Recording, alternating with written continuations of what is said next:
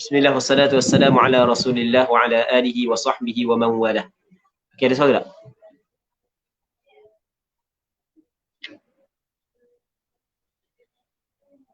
Boleh. InsyaAllah kita sambung balik.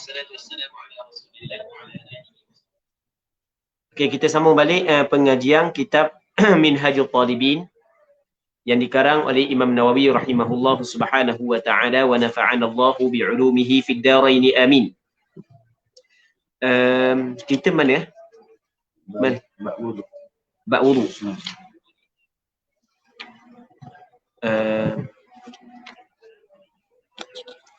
Katanya babul wudu. Bab pada menyatakan wudu. Muslimin muslimat, tuan-tuan, puan-puan yang dirahmati oleh Allah Subhanahu wa taala. Perkataan wudu baca dengan dhammah waw. Ia makna dia adalah penggunaan air pada anggota-anggota yang tertentu. Manakala baca dengan wudu adalah nama bagi air yang kita guna untuk berwudu. Jadi kalau wudu makna berwudu, kalau wudu dengan makna air yang digunakan untuk berwudu. Jadi di sini kena baca babul wudu. Katanya farduhu sitah. Fardunya wudu ada 6. Fardu wudu ada 6. Dia farduhu mubtada, sitah khabar. Dia perkataan fardun mufrad. Dia di antara dalam ilmu nahwu lah, kita sebut ilmu nahwu sikit. Antara syarat mubtada khabar mesti kena sama. Kalau mubtada isim mufrad, khabar kena isim mufrad. Kalau mubtada musanna, khabar kena musanna. Kalau mubtada jamak, khabar kena jamak. Sekarang ni kalau kita tengok fardu tu adalah isim mufrad. Sedangkan sitah tu makna dia banyak. Jadi kalau kira bermasalah lah, tapi sebenarnya ni tak ada bermasalah lah, cuma nak cerita je. Imam Nawawi guna perkataan fardu dengan lafaz mufrad kerana lafaz fardu di sini dia jadi umum. Apabila dia jadi umum, maka boleh khabar dibuat khabar dengan lafaz sitah. Dia jadi umum kat mana? Jadi umum gini. Perkataan fardun adalah mufrad, dia idafah kepada hu. Dia kita dalam kaedah ada menyebut mufradun mudafun faya'ummu. Mufrad yang diidafah dia menjadi umum. Jadi perkataan farduhu ni maksudnya adalah fardu wudu ada 6. Ahaduha, yang pertama daripada 6 adalah niyatu raf'i hadas. Niat mengangkat hadas. Yang pertama adalah niat mengangkat hadas. Awistibahati muftaqirin ila tuhrin, ataupun niat mengharuskan sesuatu perkara yang perlu kepada bersuci. Dia yang pertama daripada fardu wudu ataupun rukun wudu adalah niat. Sama ada seorang tu niat ketika dia berwudu niat untuk mengangkat hadas, ataupun dia niat mengharuskan perkara yang perlu kepada bersuci. Itu makna istibahati muftaqirin ila tuhrin. Au ada'i fardil wudu, ataupun menunai fardu wudu. Maksudnya niat wudu ni banyak dah. Boleh masa dia ambil air, masa dia letak air pada muka, ataupun masa dia basuh muka saat itu, dalam hati dia niat lagu mana? Niat mengangkat hadas, menghilangkan hadas. Menghilangkan hadas maksudnya menghilangkan hukum hadas. Saja aku menghilangkan hadas yang ada pada anggota-anggotaku. Okey, tu dalam hati. Dah buat benda gini basuh muka nak menghilangkan hadas. Sebab apabila kita ketuk kita berhadas, untuk menghilangkan hukum hadas adalah dengan kita basuh muka, basuh tangan, sapu pada, basuh kaki. Ataupun dia niat untuk mengharuskan perkara yang perlu kepada bersuci. Ambil air, basuh muka, niat dalam hati untuk mengharuskan suatu benda yang perlu kepada bersuci. Mengharuskan semayang, ataupun mengharuskan menyentuh Al-Quran, ataupun mengharuskan tawaf. Baik. Ataupun dia niat untuk menunaikan fardu wudu. Saja aku menunaikan fardu wudu. Saja aku berwudu. Pendek kata banyak dah. Benda cara ataupun niat berwudu tu banyak lah. Jadi katanya waman dama hadathuhu kamustahadatin kafahu niyyatul istibahati duna ar-raf'i 'ala as-sahihi fihima. Barang siapa yang berkekalang oleh hadasnya. Ini berkenaan dengan orang yang daimul hadas. Dan tadi kita khabar antara niat wudu adalah kita niat mengangkat hadas, menghilangkan hadas. Sedangkan orang yang berkekalang hadas dia sentiasa keluar. Hadas dia tidak terangkat, hadas dia sentiasa keluar. Maka ulama dalam masalah ni ulama bincang. Mereka yang berkekalang hadasnya, contoh ke mustahabah ini seperti perempuan yang mustahabah, perempuan yang keluar darah istihabah, seperti perempuan yang keluar darah istihabah, jawab bagi man kafahu niyyatul istibahati, memada akan dia oleh niat mengharuskan. Dunar raf'i, tidaklah niat mengangkat hadas. Maksudnya orang yang berkekalang hadas seperti perempuan yang keluar darah istihabah, ataupun lelaki yang salisul baul, orang yang sentiasa keluar air kecil, ataupun salisul ghaib, ataupun orang yang sentiasa keluar tahi, ataupun kalau kita ni orang tu sakit terpaksa kena masukkan wayar dalam kemaluan dia, kubik air kecil semua masuk dalam beg dia saat itu. Okey, dia tu daimul hadas. Jadi ketika dia berwudu, maka adakah boleh dia niat mengangkat hadas ataupun tidak? Maka di sini ulama berbeza pandangan. Ada sebahagian daripada ulama mengatakan tidak memada dia niat mengangkat hadas kerana hadas dia tidak terangkat. Apa yang diperlukan kepada dia adalah niat mengharuskan sembahyang. Sebab itulah dia kata orang yang berkekalang hadas memada dia niat mengharuskan sembahyang. Tidak memada niat mengangkat hadas. Ini mengikut ala sahihi fihima. Mengikut pandangan yang sahih. Dan pernah kita cerita dah sebelum daripada ni, perkataan sahih mengikut istilah Imam Nawawi dalam kitab Minhajul Talibin adalah isyarat kepada permasalahan ini adalah permasalahan yang berlaku khilaf. Yang mana khilaf di sini adalah khilaf di antara ashab Syafi'i. Khilaf di sini khilaf yang tidak kuat, maksudnya muqabil dia adalah tidak kuat daripada sudut dalil, daripada sudut sandaran. Pandangan yang muktamad adalah apa yang disebut sahih ni adalah pandangan yang muktamad. Jadi tidak memada niat mengharuskan sembahyang ataupun mengharuskan perkara yang memerlukan kepada bersuci. Niat lagu tu saja aku mengharuskan sembahyang, saja aku mengharuskan tawaf sebagai contoh. Ketika dia ada darah istihadah ataupun ketika dia sentiasa keluar air kecil. Tidak memada dia niat mengangkat hadas. Okey, ada dua benda di situ. Memada niat istibahah, tidak memada niat mengangkat hadas. Sebab tu kata ala sahihi fihima, pada dua tu. Dua saat itu memada niat istibahah, tidak memada niat mengangkat hadas. Cuma di sana muqabil bagi as-sahih dia kata mana? Memada belah kedua-dua. Istibahah pun memada, mengangkat hadas pun memada. Tetapi muqabil as-sahih kena ingat pandangan yang dhaif. Muqabil as-sahih adalah pandangan yang dhaif daripada sudut sandaran tidak kuat. Baik. Dia ada pandangan yang ketiga yang mengatakan bahawasanya dia tidak memada niat istibahah saja dan tidak memada niat mengangkat hadas saja, bahkan mesti kena gabung kedua.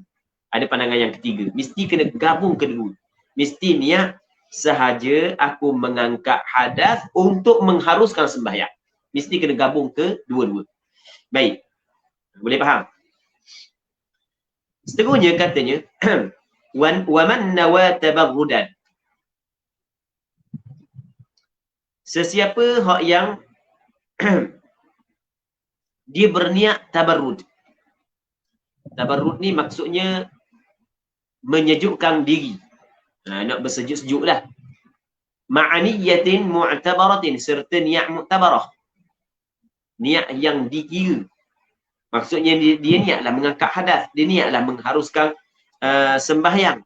Dia niatlah untuk berwudu. Tapi dalam masa yang sama dia gabungkan niat tersebut untuk bersejuk-sejuk. Jawab bagi man jaza harus fi sahih mengikut pandangan yang sahih. Maksud dia lagu mana?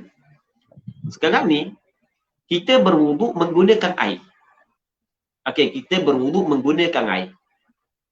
Katakanlah masa ni tengah panas dalam pukul 12.30 musim panas ni, musim dah ni dia pun panas nak sejuk sikit muka. Panas kan nak sejuk sikit muka. Dia pun ambil air. Ketika dia basuh muka atas kosak untuk menyejukkan muka, tapi dalam masa yang sama dia masukkan juga niat untuk mengangkat hadas. Maksudnya dia gabung di antara niat mengangkat hadas dan niat tabarrud. Adakah sah niat tersebut? Maksudnya adakah dikira niat tersebut? Maksudnya sah tak wuduk dia? Kata ulama mazhab Imam Syafi'i harus mengikut qaul yang sahih. Harus. Sebab dia harus kerana tabarrud tu dia terjadi dengan sendiri sama ada dia niat ataupun tidak. Dia niat ataupun tidak, tetap dia akan dapat rasa sejuk muka. Muka dia ada kotor sikit lah, ada kotor sikit. Sikit je kotor, tak banyak sangat, sikit je. Maka dia ambil air dengan kosak untuk menghilangkan kekotoran. Tapi dalam masa yang sama dia masukkan niat untuk mengangkat hadas. Maksudnya dia gabung di antara dua niat. Yang mana sekali basuh hilanglah kekotoran tu sekali basuh hilanglah. Maka ulama sebut pandangan muktamad dalam mazhab Imam Syafi'i sebagaimana yang disebut oleh Imam Nawawi dalam kitab Minhajul Talibin, bahawasanya sah niat tersebut. Maksudnya niat tu sah. Kalau dia lebih melakukan rukun-rukun wuduk yang lain sampai ke basuh kaki, maka sah wuduk. Sebab dia sah kerana bersih daripada kekotoran yang ada pada muka dia dan sejuk yang akan dirasai oleh tubuh dia akan berlaku sama ada dia niat ataupun tidak. Kita boleh faham. Kalau tidak niat bersejuk-sejuk pun sejuk tak dia? Sejuk. Jadi kalau benda yang terjadi walaupun tak niat, kalau dia masukkan niat bersama dengan niat berwuduk, maka kata ulama sah wuduk dia. Sah wuduk dia. Ya, kalau dalam bab fiqh ni, perbincangan ni dinamakan sebagai perbincangan tasyrikun niyah, nama dia. Tasyrik an-niyah. Maksudnya menggabungkan niat. Suatu perbuatan digabungkan beberapa niat. Dalam masalah ni lagi perbincangan yang panjang sebenarnya. Dan kalau nak tengok perbincangan yang cukup panjang dalam bab ni, boleh buka dalam kitab Al-Ashbah wan Nadhair karangan Imam As-Suyuti. Ashbah wan Nadhair karangan Imam As-Suyuti dalam kaedah fiqh al-umuru, rasanya betul dah rasa al-umur maqasidiha. Rasa tak silap ingatlah dalam bab tu lah. Dan untuk tengok lebih panjang lagi, tengok dalam kitab Al-Mawsu'ah Al-Fiqhiyah Al-Kuwaitiyah dalam madah tasyrikun niyah, dalam madah tasyrik ta shin ra ya kaf. Dia bincang panjang lebar. Mana hak yang boleh, mana hak yang tidak boleh. Biasanya perbincangan tasyrikun niyah hak yang biasa kita dengar adalah selepas daripada Ramadan, sunat kita puasa 6 hari pada bulan Syawal. Adakah puasa 6 hari pada bulan Syawal, puasa sunat boleh digabungkan dengan qada ataupun tidak? Dalam masalah ni ada perbezaan pandangan di kalangan ulama. Mazhab Imam Syafi'i kata boleh. Pandangan muktamad mazhab Imam Syafi'i boleh. Ada alasan-alasan dia, itu dipanggil benda tasyrikun niyah. Dia ada perbincangan lah. Benda yang ibadat kita gabungkan dengan bukan ibadat. Sah ke tak? Dia. Ni tabarrud bukan ibadat, kita gabungkan dengan ibadat. Pandangan muktamad sah kerana tabarrud terjadi walaupun tidak niat. Cuma dapat pahala ke tak?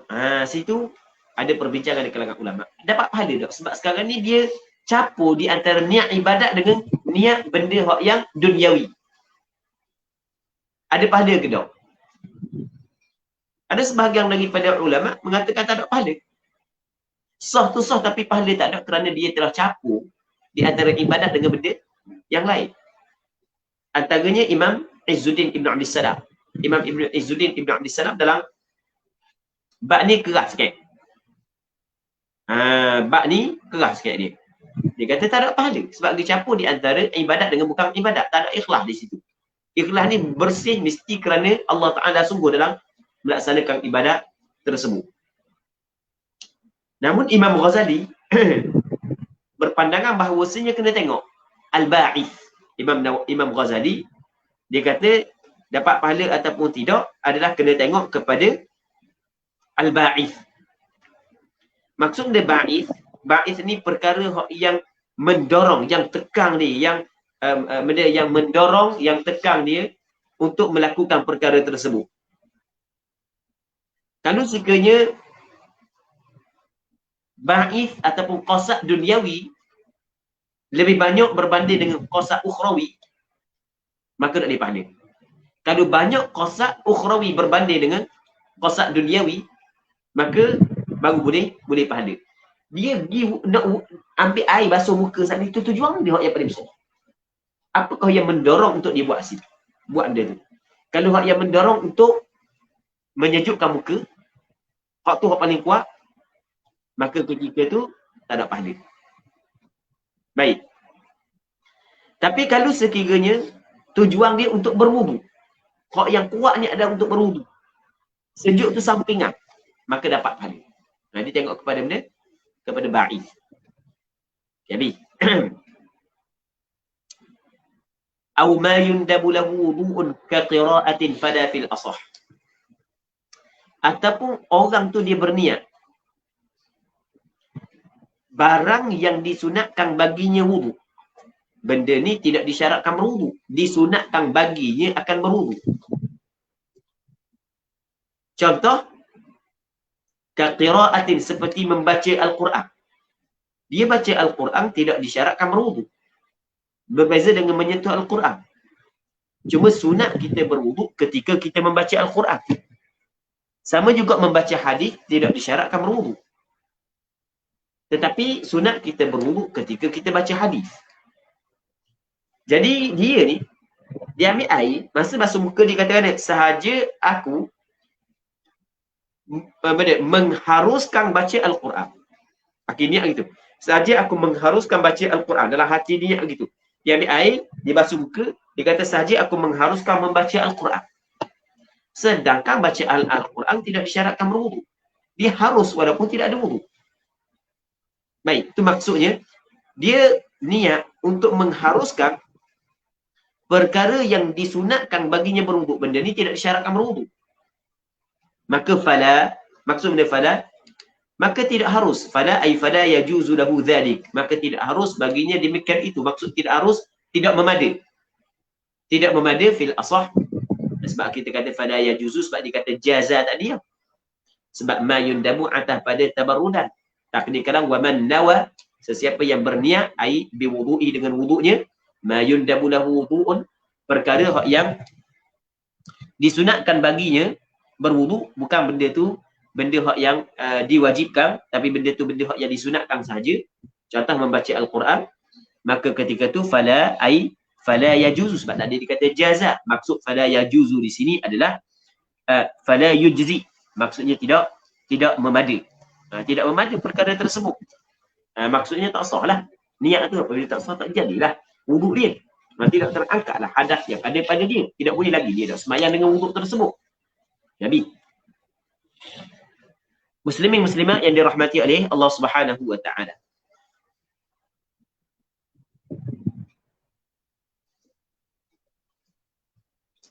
Dalam perbincangan bab niat, antara perkara yang dibincangkan oleh ulama dalam bab niat adalah masa niat. Kita ada hakikat niat. Kita ada tempat niat. Kita ada masa niat. Kita ada hukum niat. Kita ada kaifiat niat.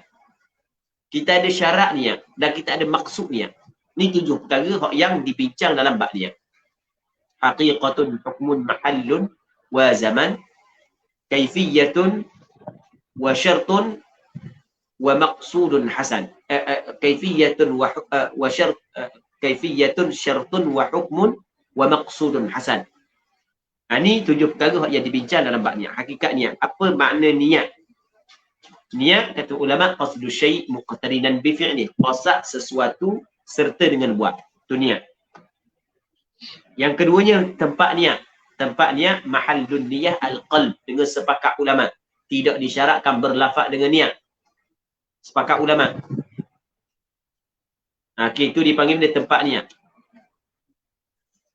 Antara benda yang dibincang adalah benda masa niat. Bilakah masa kita nak niat? Ketika kita tak ada wudu, kita duduk dalam rumah kita.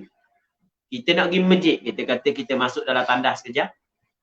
Tujuan dia masuk dalam tandas, tujuan nak ambil wudu. Adakah niat kita saat ni tu untuk kita berwudu masa kita duduk dalam bilik kita sebelum daripada masuk ke tandas, dikirakan niat wudu dah situ ataupun tidak? Ini dibincang. Mazhab Imam Syafi'i berpandangan bahawasanya setiap niat yang ada dalam hati seseorang sebelum daripada dia melakukan sesuatu ibadat, hak tu tidak dinamakan niat kepada ibadat tersebut, hanya dikirakan sebagai azam.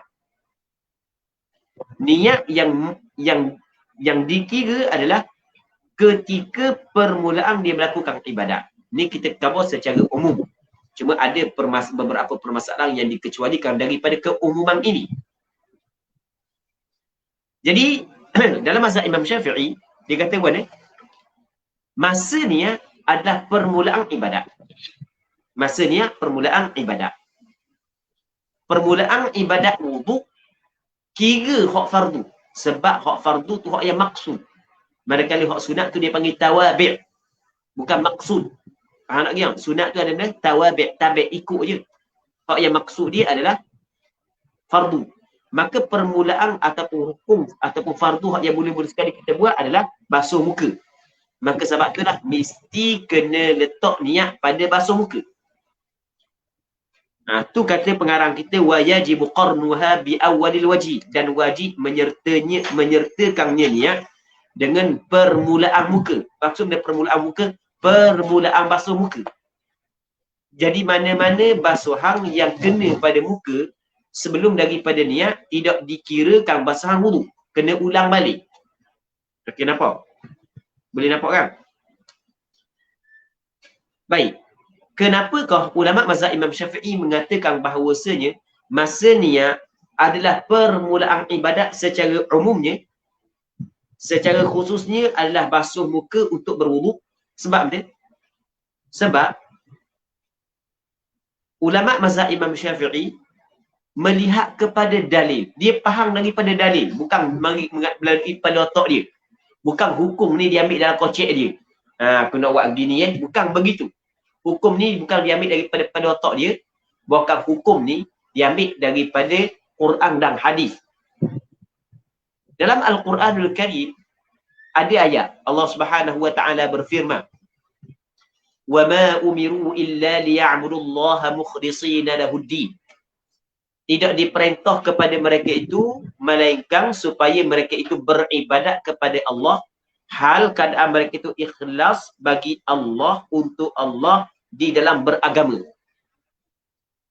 Jadi ikhlas ni ia berkait dengan niat, berkait dengan hati, dia berkait dengan niat. Jadi dalam ayat ni Allah Ta'ala kata mukhlishina lahuddin. Perkataan mukhlisin i'rabnya jadi hal. Sahib hal dia adalah fa'il bagi ya'budu. Kita dalam kaedah hal adalah hal ni adalah wasfun li sahibi. Dia sifat kepada sahib hal. Qaidul li'amili, sebagai qaid, sebagai syarat kepada amilnya. Amil hal adalah amil sahib hal. Amil hal di sini adalah ya'budu.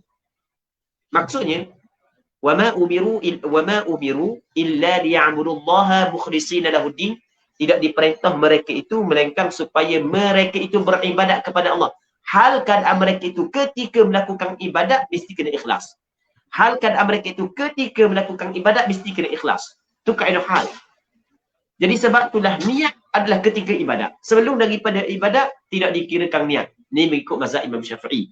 Walaupun masalah ni tidak berlaku kesepakatan di kalangan ulama fiqh, yang kita bincang adalah mengikut pandangan mazhab Imam Syafi'i. Muslimin muslimat yang dirahmati oleh Allah Subhanahu wa taala, cuma dalam bab-bab yang tertentu dikirakan niat sebelum daripada melakukan ibadat. Contoh puasa, zakat, korban.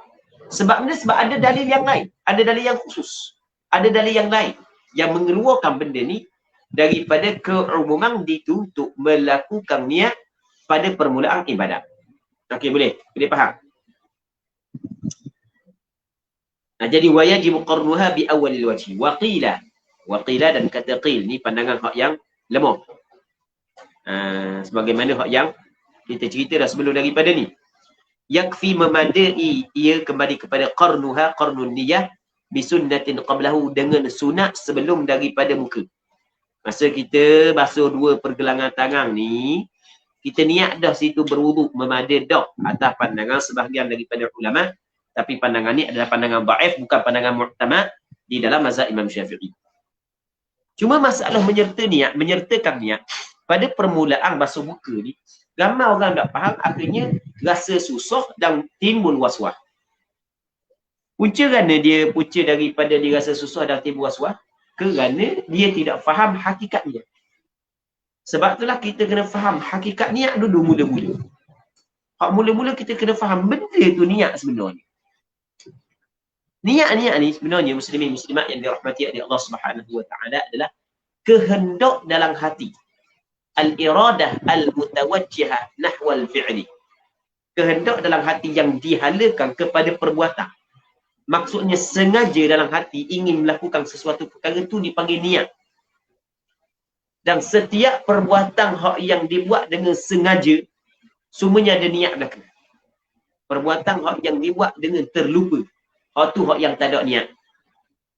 Kita ambil paku, tadi kau tahu contoh paku dia, contoh paku pula. Kita ambil paku, kita pun nak ambil tukur, kita pun katok paku. Ada niat. Tiba-tiba kena tangan kita, hak tu tak ada niat. Niat ni segala benda hak yang dibuat dengan sengaja semua ada niat belakang. Kita duduk dalam bilik tadi, nak pergi sembahyang, tak ada wuduk, nak ambil wuduk. Dalam mazhab Imam Syafi'i tu dipanggil azam, tekad. Ada jadi gini. Tapi masa kita pergi buka pahit saat itu, memang ada lagi perasaan tu nak ambil wuduk sebab kita nak sembahyang. Kita pun ambil air, masa tok muka tu ada lagi kesedaran kita bahawasanya kita nak melakukan sesuatu perkara untuk mengharuskan sembahyang. Maka tu dipanggil niat. Tidak mesti kena hati dalam hati sahaja aku ambil wuduk. Kita pergi kat pahit, tujuan aku tadah ni untuk basuh muka, untuk mengharuskan aku sembahyang. Dalam hati kita niat gitu. Ada hati gitu dalam hati, sedar gitu. Maka itu dinamakan sebagai niat. Baik. Niat sebenarnya mudah je. Muslimin muslimat yang dirahmati oleh Allah Subhanahu wa taala. Ada lagi beberapa perkara yang berkait dengan niat yang kita tidak perlu bincang. Cukuplah kita ambil benda-benda yang penting saja. Antara benda yang pentingnya adalah dalam mazhab Imam Syafi'i disyaratkan mesti kena istishabun niyyati, tapi al-istishab al-hukmi. Kita dalam masalah istishabun niyyah, maksud istishab mengekalkan niat. Dia terbagi kepada 2. Yang pertamanya al-istishabun ataupun istishabun niyyati al-hukmi. Yang keduanya istishabun niyyati al-dhikri. Mengekalkan niat yang dinisbahkan kepada hukum. Yang keduanya mengekalkan niat yang dinisbahkan kepada ingat. Dalam mazhab Imam Syafi'i mengekalkan niat al-dhikri, al-istishab al-dhikri, itu tidak syarat. Maksudnya tidak disyarat, start daripada awal kita ambil wuduk sampai ke akhir kita berwuduk, kita sedar bahawa kita berwuduk, itu tidak disyaratkan. Yang penting masa kita basuh muka, kita sedar bahawa kita nak berwuduk. Masa kita basuh tangan, kalau kita dah ingat dah kita nak berwuduk, tapi kita sengaja basuh tangan, maka memadai. Okey, nampak kan? Tapi hak yang paling comel adalah kita kena kekalkan ingatan niat sehingga kita selesai. Masa basuh muka, basuh tangan, sapu kepala, basuh kaki. Tapi sebenarnya hak yang kita dah ambil wuduk start daripada awal wuduk sampai ke akhir, kita ingat dah kita ambil wudu. Maka ada istishabun niyah az-zikri hak yang paling afdal, hak yang paling sempurna. Manakala hak yang diwajibkan adalah istishabun niyah al-hukmi, mengekalkan niat yang dinisbahkan kepada hukum. Maksudnya jangan kita melakukan perkara yang merosakkan niat. Sebagai contoh, tengah-tengah kita ambil wudu, tiba-tiba kita kata berhenti lah. Apabila kita kata nak berhenti, maka ketika itu kalau kita nak sambung balik, kita kena perbaharukan niat. Sebab kita telah memutuskan. Begitu juga seorang tu tengah ambil wudu, na'udzubillahi min dzalik, berlaku murtad, gadang habis. Maka murtad saat itu dia memutuskan niat. Tapi wudu tak batal. Jadi kalau dia mengucap balik, dia bertaubat balik, maka dia boleh sambung tapi kena niat baru. Sebab disyaratkan mas pada niat adalah istishabun niyah al-hukmi, mengekalkan niat yang dinisbahkan kepada hukum, iaitu dia tidak melakukan perkara yang membatalkan niat. Antara perkara yang membatalkan niat adalah dia qasad untuk berhenti daripada meneruskan wudu. Sedang-sedang dia ambil wudu. Ataupun dia saat itu tengah-tengah dia ambil wudu, ada qasad dalam tiba-tiba berlaku murtad, wal iyad billah, na'udzubillahi min dzalik. Maka kalau dia nak sambung balik lepas daripada dia bertaubat, mesti dia kena perbaharukan niat. Sebab tu dia kata walahu tafriquha ala a'dha'ihi fil asah, dan harus baginya lam lil jawaz, harus baginya ay wa yajuzu lahu, harus baginya al mutawaddi, bagi orang yang berwudu, tafriqun niyyah, membahagikan niat ala a'dha'ihi, atas anggota-anggotanya mengikut kaul yang asah. Maksudnya masa basuh muka dia niat, masa basuh tangan dia niat, niat masa basuh muka saja dia niat untuk membasuh menghilangkan hadas yang ada pada muka dia, menghilangkan hadas yang ada pada tangan dia, menghilangkan hadas yang ada pada dia, mengangkat hadas yang ada pada kaki dia, sah. Harus dia buat lagu tu mengikut kaul yang asah. Baik. Athani, yang kedua daripada fardu wudu adalah ghaslu wajhihi, basuh mukanya. Dia kena basuh muka. Tadi niat. Yang keduanya basuh muka. Basuh ni kena melalui perbuatan lah, basuh. Dia basuh mesti kena ada sayalan, mesti kena ada mengalir. Tidak dinamakan basuh kalau tidak mengalir. Mukanya, muka orang yang berwudu. Ada muka lagu mana muka? Wahwa iaitu muka. Ma baina manabiti ra'sihi ghaliban wa muntaha lahyaihi. Apa hak yang di antara tempat-tempat tumbuh rambutnya, ghaliban, hak yang kebiasaan lah. Dan wa muntaha lahyaihi, dan kesudahan penghujung dua tulang gerahangnya. Lahyai adalah musanna daripada lahyaihi ni, dua tulang gerahang. Kita ada dua tulang gerahang. Di satu. Baik. Kalau lihyah makna janggut. Lahyun makna ni. Dua tulang gerahang. Lahyaihi. Ini dua tulang gerahang ni. Okey, daripada tempat tumbuh rambut yang kebiasaan sini sampai sini. Ni daripada sudut bujur dia. Lebar dia pula wa ma baina udhunaihi, barang yang di antara dua telinganya ni, tempat anak telinga ni hingga kepada telinga ni, lebar dia. Kata ulama faminhu mawdhi'ul ghamam, dan daripada muka tempat ghamam, tempat tumbuh rambut atas dahi. Ada setengah orang atas dahi pun tumbuh rambut. Ini dipanggil mawdhi'ul ghamam. Orang yang tumbuh rambut atas dahi dinamakan dia sebagai agham. Sebagai agham. Orang yang ada rambut atas dahi. Dia orang Arab dulu dia tak sukalah. Orang yang ada rambut atas dahi sampai sini pun ada dahi, ada rambut, dia tak sukalah. Sebab dia kata orang yang ada rambut atas dahi menunjukkan bahawasanya dia saat itu bodoh, penakut, kerku. Ada tiga sifat dia di situ. Dia tak beraya lah. Tapi benda bodoh ni boleh belajar, boleh jadi cerdik. Penakut ni boleh latih jadi berani. Baik, bakri boleh usaha untuk jadi pemurah. Tapi maksudnya tu sifat hak yang semula jadi. Alamat dia begitu. Tu pegangan sebahagian daripada orang Arab. Tanda dia gitu dia kata. Okey. Ada orang atas dahi tumbuh rambut. Jadi bermakna atas dahi tumbuh rambut ni bermakna rambut tumbuh di kawasan muka. Maka wajib kena basuh rambut tersebut. Itu maksud dia. Baik. Tu faminhu kembali kepada faminal wajhi mawdi'ul ghamam, tempat ghamam. Wa kadza tahdhifu fil asah.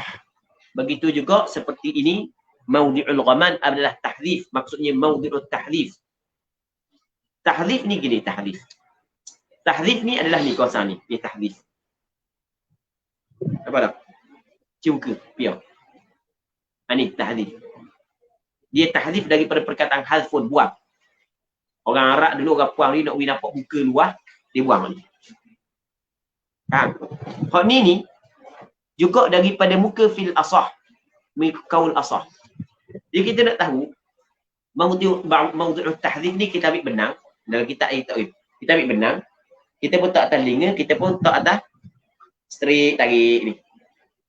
Atas ni atas dahi cakap kita. Ni atas muka kan. Atas ni atas dahi tarik. Hak mana hak yang bawah masuk ke muka tu dinamakan sebagai benda mawdi'u at-tahdhif. Jadi mawdi'u at-tahdhif dia masuk dalam kawasan muka. Tapi pandangan ni sebenarnya bukanlah pandangan mu'tamad. Ni mengikut apa hak yang dipilih atau diterjih oleh Imam Rafi'i. Nanti kita akan tengok apa yang diterjih oleh Imam Nawawi. Lepas daripada ni. Lan naz'atan. Tidak naz'atan. Naz'atan dia tidak masuk dalam kawasan muka. Naz'atan mana naz'atan ni? Wahuma dan naz'atan ni dua naz'at. Ni dua naz'at. Baik. Bayadan. Dua putih Putih Yaktanifani an-nasiyah. Yang meliputi keduanya akan nasiyah ubu-ubu. Ni yang kita kata ni.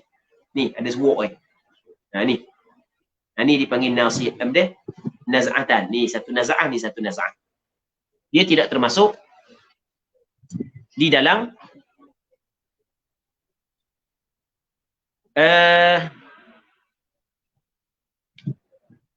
dia tidak termasuk di dalam muka. Maksudnya tak wajib basuh situ. Okey, nampak kan? Jadi kita ada berapa sini? Satu yang mawdi'ul ghamam. Ni wajib kena basuh sebab ia ada dalam hak muka. Yang kedua je mawdi'ut tahdhif, mengikut al-asah sebagaimana hak yang diterjih oleh Imam Rafi'i, termasuk dalam muka juga. Manakala naz'atan dia tidak termasuk dalam muka. Okey, tiga perkara. Qultu berkata oleh aku, siapa? Imam Nawawi. Sahhahal jumhur. Majoriti ulama menilai sahih, mensahihkan, membetulkan anna mawdi'at tahdhif, bahawasanya tempat tahdhif minar ra's, daripada kepala. Jadi bermakna tidak wajib kita basuh sini. Dan pandangan ni sebenarnya pandangan hak yang mu'tamad, wallahu a'lam. Jadi maksudnya Imam Rafi'i dalam kitab Muharrar mengatakan mawdi'ut tahdhif daripada muka wajib kena basuh. Manakala Imam Nawawi menyebut bahawasanya majoriti ulama mengatakan mawdi'ut tahdhif daripada kepala, bukan daripada muka, maka tak wajib basuh. Okey. Jelas Wallahu a'lam. Seterusnya katanya wa yajibu ghaslu kulli hudbi, dan wajib kena basuh setiap bulu mata. Dia hudb ni bulu mata ni bulu mata. Bulu yang tumbuh atas kelopak mata. Wa hajibin, dan hajib bulu kening, ni bulu kening ni. Wa idhar, dan idhar ni saibeng. Orang Terengganu kata saibeng. Orang luar tak tahu panggil dia kan. Ni. Orang luar panggil dia. Tahu kan? Saibeng tak? Tahu. Betul kan? Ini saibeng ke? Betul. Apa dah saibeng? Saibeng kan, sama kan. Baik. Wa syarib, dan syarib. Syarib ni misal. Khad, dan pipi.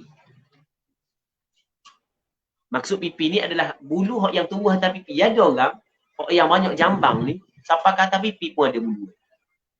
Ni. Atas pipi pun ada bulu. Wa anfaqatin, dan anfaqah. Ni anfaqah. Orang Terengganu kata bulu sepak, janggut sepak. Ikan sepak. Tahu ikan sepak? Yang ada janggut dua. Tapi kita bukan dua, banyak ni. Anfaqah.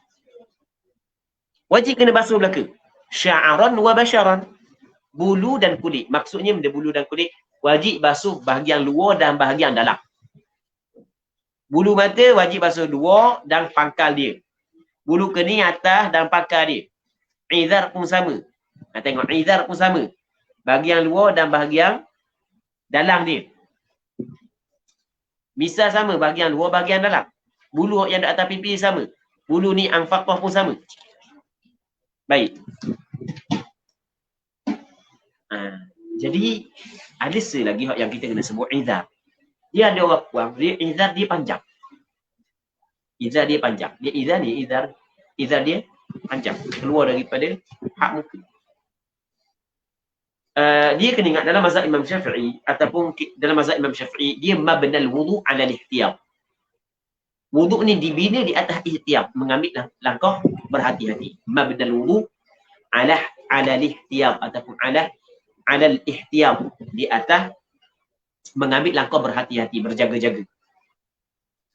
Jadi bulu yang tumbuh dalam kawasan muka, kalau dia berada dalam kawasan muka wajib kena basuh.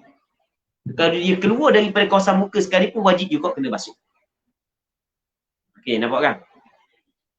Kepala kita boleh sapu rambut yang ada atas kepala.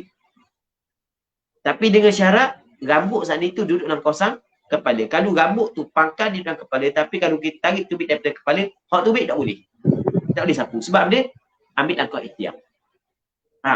Cuma bagi ni, segmen orang puan hak panjang, hak luar daripada hak muka ni, ada pandangan yang kedua mengatakan tidak wajib basuh sampai kepada batin dia.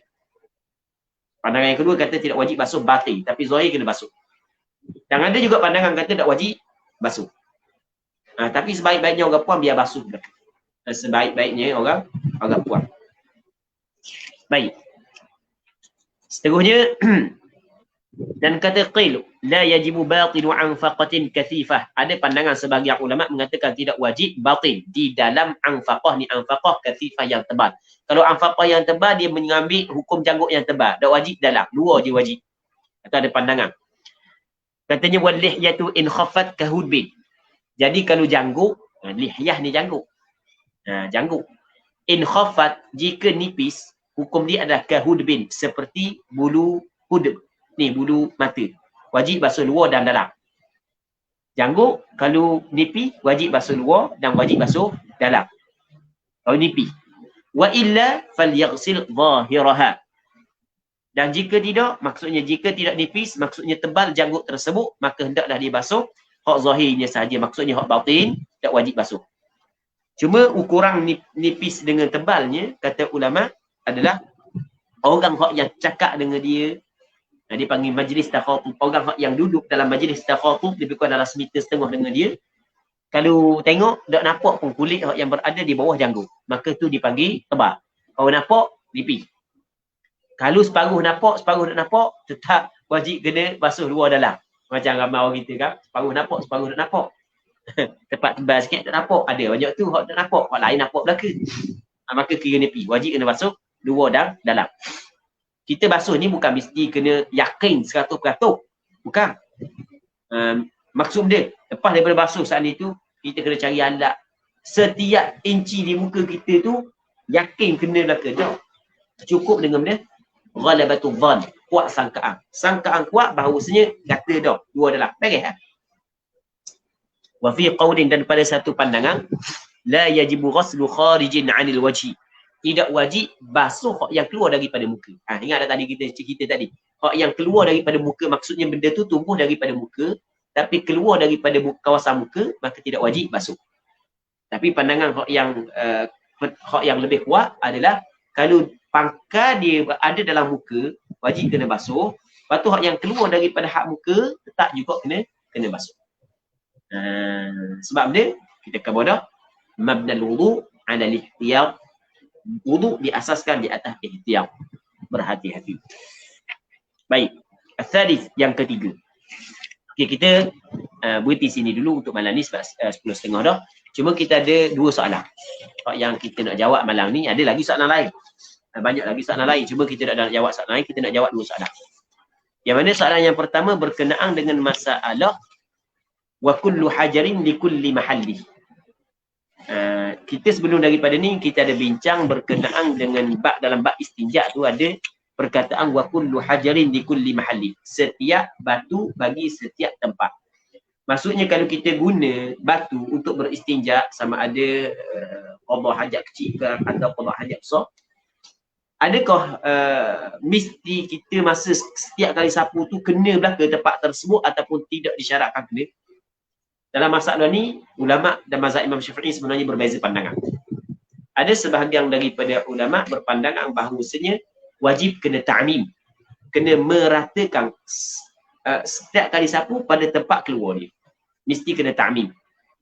Dan pandangan ni adalah pandangan kebanyakan majoriti ulama mutaakhirin. Namun pandangan yang disebut oleh Imam Nawawi, Imam Rafi'i dalam beberapa kitab dia bahawasanya ta'mim tidak diwajibkan. Hukum dia adalah sunat.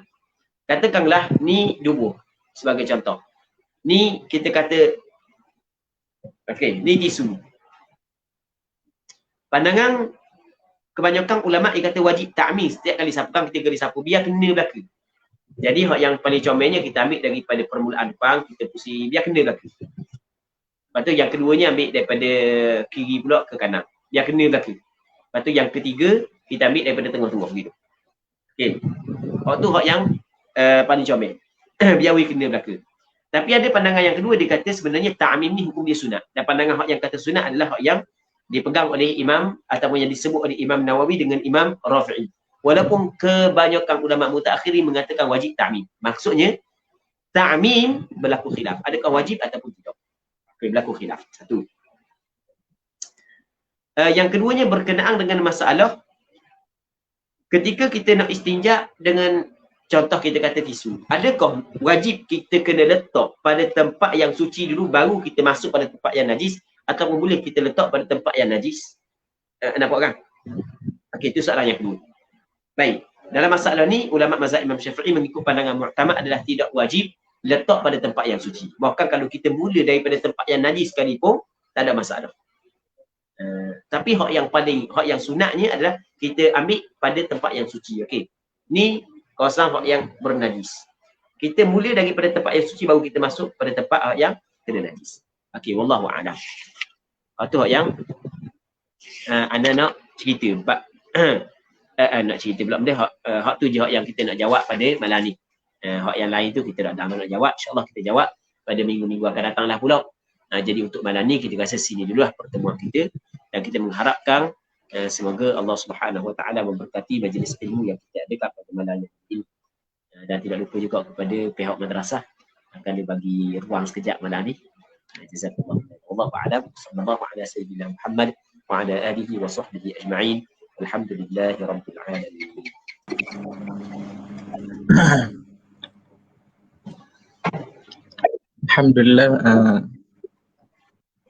Alhamdulillah berakhir majlis talaki kitab pada malam ni, dan terima kasih kepada Al-Fadil Ustaz Abu Usamah atas bacaan kitab pada malam ni, dan insya-Allah kita akan bertemu untuk siri seterusnya pada esok hari 23 bulan.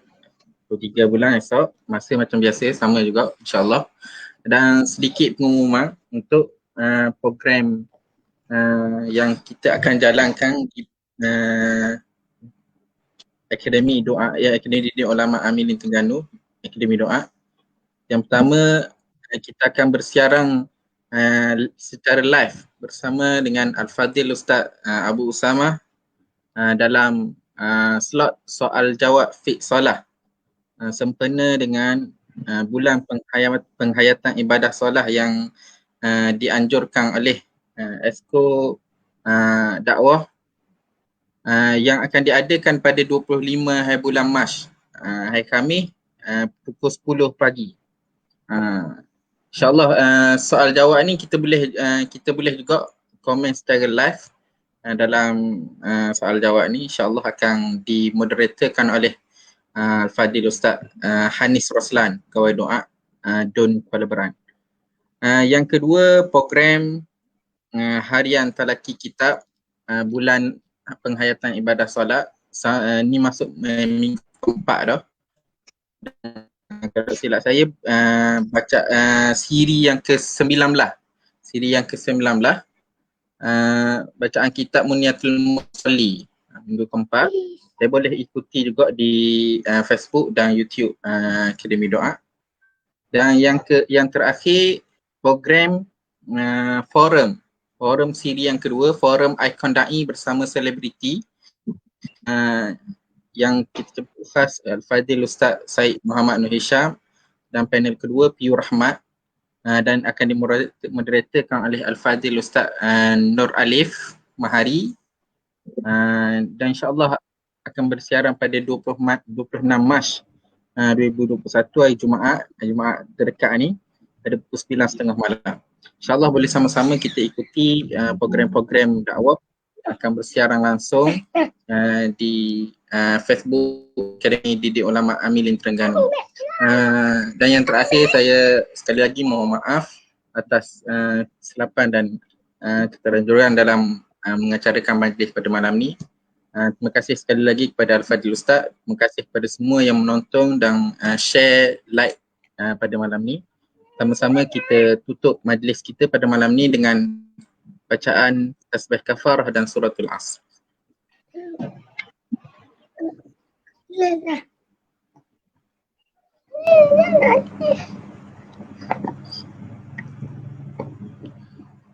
Wallahu a'lam. Assalamualaikum warahmatullahi taala wabarakatuh.